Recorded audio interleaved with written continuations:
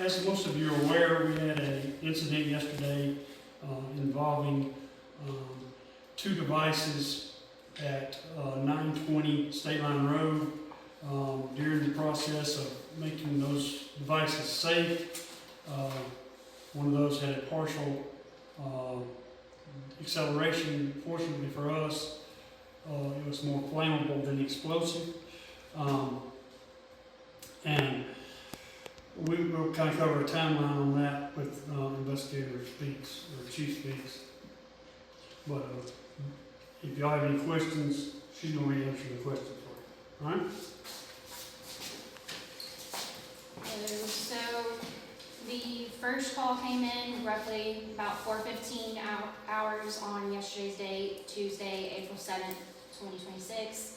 We responded to the fire in the backyard of a shed that is approximately 6 feet by 8 feet, and a vehicle fire that was the vehicle that was sitting next to the shed. Both were fully engulfed. During the time of our fire department putting the fire out, the suspect, Danny Eatman, was inside the residence at 920 State Line, set a fire inside his bedroom, which was the northeast bedroom of the residence. His mother was inside.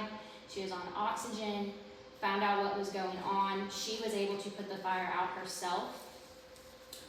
We were able to recover Mr. Eatman from the residence. He was placed under arrest and taken to Eastern Oklahoma Medical Center, where he was checked out, make sure he was okay, and stable to go to the Gulf County Detention Center, where he still is at this time.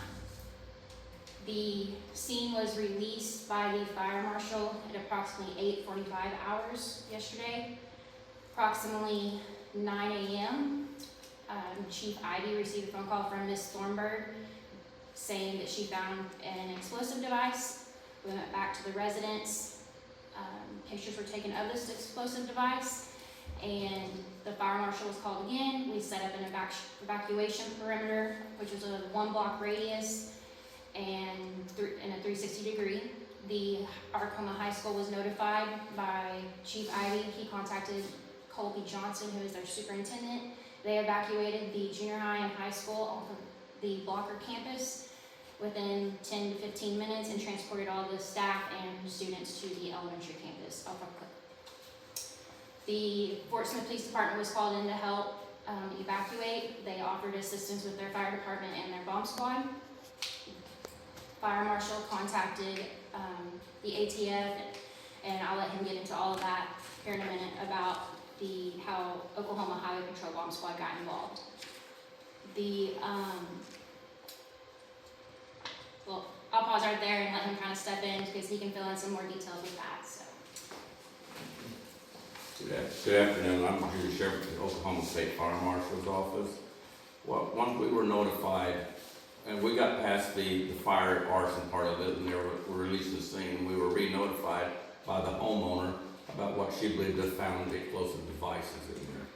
So again, when being recontacted in that, we initiated with the local Arkoma Police Department to initiate an evacuation perimeter around her, back everybody away so we can keep everybody safe, and also at least notify the school.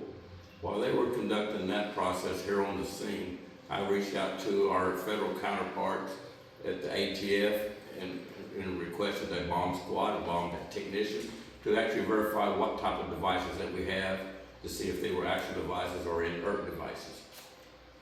We chose not to mess with the devices at that time until we had someone with expertise to help determine that for us.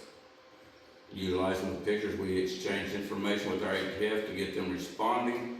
I was in turn reached out to the Oklahoma Highway Patrol's bomb squad and had them en route as well. So we had a well-informed procedure in place to make sure that we were getting Arkoma taken care of. And